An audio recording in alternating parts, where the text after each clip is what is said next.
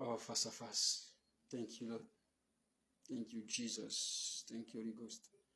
Nous continuons notre étude intitulée Démasquez-les. Aujourd'hui, nous sommes à la 4e partie et nous croyons que le Seigneur va vous bénir. Il va illuminer les yeux de votre cœur à travers cette 4e partie. Nous avons abordé dans la 3e partie les indices des kabbalistes. Je crois que vous avez certainement noté ces différents indices qui vont vous permettre d'identifier si le prophète, le pasteur, l'enseignant, l'évangéliste, l'apôtre qui devant vous est un kabbaliste, c'est-à-dire qu'il est dans la magie juive ou pas. Et aujourd'hui, nous allons continuer avec la 4e partie. Le point, vous savez, le point qu'on opère, le point de repère ou encore l'outil des kabbalistes qui sont dans la prophétie, la guérison, les miracles, la délivrance, s'effectue avec ce qu'on appelle l'arbre de vie. L'arbre de vie qui s'appelle simplement Séphiroth, que tous utilisent dans la maison. Tous les kabbalistes ont cet arbre de vie dans leur maison, qu'ils appellent Séphiroth. Et à travers cet arbre de vie, ce Séphiroth, ils font des prières avec des bougies autour. Ils font des requêtes, etc. Et ils demandent à ces différents démons de donner des détails ici, par exemple, le nom de la personne, de donner des détails sur la vie de la personne. Ils font comme des prières à ces esprits. Et donc, pendant le culte, eux, ils viennent et vous allez vous rendre compte que ça commence prophétie, etc. Ça commence à parler. Et ils font ça avec ce qu'on appelle l'arbre de vie, le Séphiroth, que tous les kabbalistes utilisent.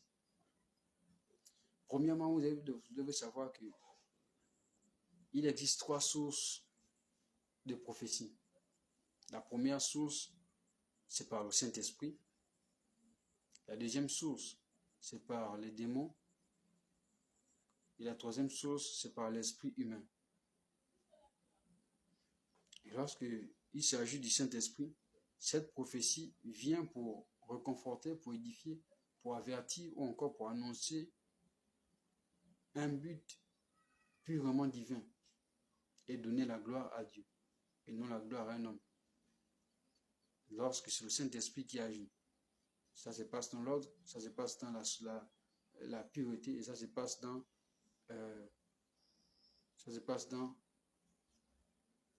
l'amour. Et lorsqu'il s'agit des démons, vous allez vous rendre compte que c'est plus du spectacle, c'est plus de la démonstration, de la distraction, c'est plus des choses amusantes. Et vous allez certainement entendre, est-ce que je prophétise? Lorsque vous entendez quelqu'un qui dit ce genre de choses, est-ce que je peux prophétiser? C'est que ce monsieur est dans la kabbale juive, est dans la magie juive. Et c'est ce que nous entendons partout ici au Gabon, dans certains endroits où il y a ces soi-disant prophètes, etc., prophètes tels, apôtres tels, ici au Gabon. Et c'est simplement des kabbalistes. Ils disent par exemple, est-ce que je peux prophétiser? Est-ce que je peux prophétiser? Est-ce que je peux avancer? Dis Amen et je prophétise. Ce genre de choses ne sont pas faites par le Saint-Esprit. Vous savez, le Saint-Esprit n'est pas un jouet avec lequel on peut jouer ou on peut traiter comme un enfant. Non, le Saint-Esprit, c'est l'Esprit de Dieu. Vous ne pouvez pas recevoir une prophétie de Dieu et demander la permission au peuple si vous pouvez prophétiser ou vous pouvez avancer. C'est pas parce que là, ça signifie que ce n'est pas Dieu. Parce que lorsque le Saint-Esprit donne une prophétie, ça se passe dans la pureté, ça se passe dans la précision et ça se passe pour un but. Et lorsque ce but est accompli, on passe à autre chose. Ça encourage, comme je dis, ça encourage, ça édifie, ça réconforte. Mais lorsque vous entendez des choses comme est-ce que je peux prophétiser? Est-ce que je peux avancer? Est-ce que je peux dire Amen et je prophétise? Ça, ce n'est pas l'Esprit de Dieu. C'est simplement un kabbaliste que vous avez devant vous. C'est un pratiquant des enseignements de la Kabbale que vous avez devant vous. Le Saint-Esprit n'a pas besoin que tel ou tel frère dit Amen, et il va prophétiser. Ou vous demandez la permission, est-ce que je peux prophétiser? Comme si le Saint-Esprit dépendait de quelqu'un pour prophétiser. Non, ce n'est pas le Saint-Esprit, ça c'est l'esprit des démons. Et lorsque vous dites Amen, ou encore avance prophète, Amen prophète, il vole simplement votre énergie spirituelle et le donne, et vous le donnez un droit légal de vous envoûter. Parce que quand tu dis Amen prophète, lorsqu'il dit est-ce que je peux prophétiser, ou encore je prophétise, lorsque vous dites Amen prophète, ou encore avance prophète, vous êtes simplement en train de donner votre énergie spirituelle. Et lui, il a le droit légal maintenant de vous envoûter parce que vous avez dit Amen ou parce que vous avez dit avance. Vous voyez, c'est un peu comme une question qu'il a posée et vous avez répondu à la question. En répondant à la question, vous donnez le droit légal de faire ce qu'il veut faire. Et ça, c'est ce qu'on appelle l'initiation progressive. Et c'est comme ça que ça se passe. Leur temple ou encore leur église, l'une des choses que vous devez comprendre, c'est que leur temple ou encore leur église, où ils se trouvent, est déjà un lieu initié. Le temple où ces différentes personnes sont déjà des lieux initiés. Donc, quiconque entre sera sous l'influence de ces démons qui travaillent là-bas. Certains diront que non, comment je ne vais pas pouvoir adorer Dieu? Non.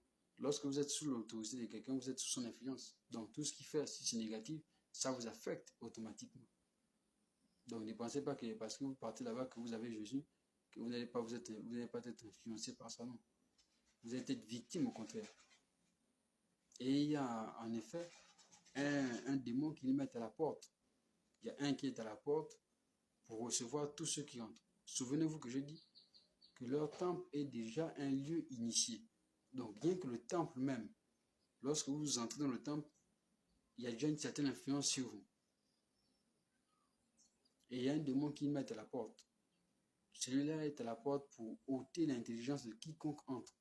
Lorsque vous entrez, il ôte votre intelligence, votre faculté à discerner, votre faculté à réfléchir, à analyser ou encore à examiner les choses qui se font. Il ôte ça. Pour que vous ne pouvez pas en fait voir le désordre qui se passe, ou encore pour que vous ne puissiez pas dénoncer ce qui se fait. Donc, l'ange, le démon qui est à la porte, est là pour ôter l'intelligence que vous avez. Pour que pendant le culte, vous avalez complètement tout ce qu'on vous raconte comme bobard. Il y a un autre qui est aussi là pour dominer. Quiconque veut contredire le prophète ou le pasteur qui exerce dans ce lieu. Et il y a aussi un autre démon pour la démonstration. Il y a d'autres démons qu'on appelle le démon de la démonstration. Le démon de la démonstration, vous allez voir, il y a un mot-clé ou encore il y a des mots qu'ils aiment dire. Même s'ils ne sont pas anglais, vous allez entendre ce genre de choses. Le mot-clé ou encore le mot d'ordre est « take it ». Lorsque vous entendez quelqu'un, au départ, les gens n'est même pas anglophone. Mais vous allez voir quand ils disent par exemple « take it », même les anglophones aussi, « take it ». C'est ce qu'on appelle le démon de la démonstration. « Take it » ou encore « receive it »,« take it »,« receive it ». C'est simplement un mot d'ordre qui donne à ce démon qui travaille dans son ministère. Et lorsqu'il dit « take it » ou encore « receive it », il y a une chose qui se passe. Il y a des gens qui tombent, il y a des gens qui tremblent là-bas, il y a des choses qui se passent. Parce que c'est un mot d'ordre qui donne en fait en réalité à son démon qui fonctionne avec lui. Take it, receive it. Et il y a aussi un démon qu'on appelle le démon du rire. Vous allez vous rendre compte que, ou encore l'onction du rire, vous allez vous rendre compte que toute une salle peut se mettre à rire quand il opère. Lorsque ce démon arrive, toute la salle peut se mettre à rire. Et toutes ces choses, vous allez vous rendre compte que ce n'est pas les choses qui ont commencé aujourd'hui. Ce genre de choses qui ont commencé depuis longtemps. Il y a plusieurs dans le monde entier qui ont trompé le monde en faisant croire qu'ils sont des dieux, mais en réalité, ils ne sont même plus des dieux. Il y a d'autres qui ne sont plus des dieux, il y a d'autres qui n'ont jamais été des dieux. Qu'ils font ce genre de choses, qu'ils parlent de leur ange, qui disent « take it, recevez it ». Et c'est en réalité des démons qui communiquent aux gens. Il y a aussi d'autres. Il y a un autre qu'on a tous connu. Je ne vais pas citer son nom. Il y a un autre qu'on a tous connu. Quand il entre dans la salle, tout le monde commence à rire.